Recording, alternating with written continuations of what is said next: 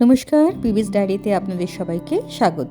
আজ আমি আপনাদের নিয়ে এসেছি গৌহাটির গড়চুক এলাকায় অবস্থিত এক অপূর্ব শান্তির স্থানে, পূর্ব তিরুপতি শ্রী বালাজি মন্দিরে।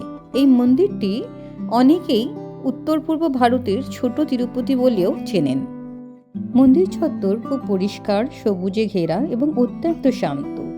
এখানে এলে মন নিজে থেকেই শান্ত হয়ে যায়।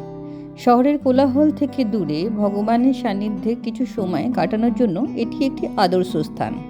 এই মন্দিরটি দক্ষিণ ভারতের বিখ্যাত তিরুপতি বালাজি মন্দিরের আদলে নির্মিত। 1998 সালে এই মন্দিরে কুম্ভাভিষেক সম্পূর্ণ হয়। দ্রাবিড় স্থাপত্য শৈলীতে নির্মিত এই মন্দিরে ভগবান শ্রী বালাজি ভেঙ্কটেশ্বর বিরাজমান। মন্দিরটি নির্মিত হয়েছে ভক্তদের দান ও সহযোগিতায়।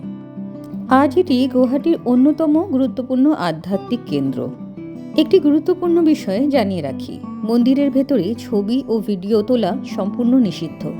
এই কারণেই আমি এই ভিডিওতে মন্দিরের ভেতরের অংশ দেখাতে পারছি না।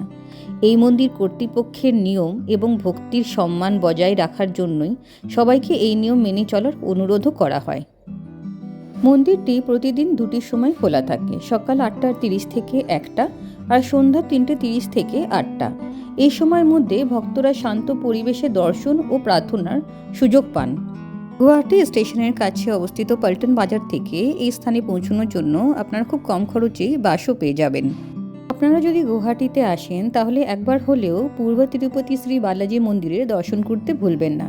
ভিডিওটি ভালো লাগলে লাইক করবেন, শেয়ার করবেন, সাবস্ক্রাইব করবেন।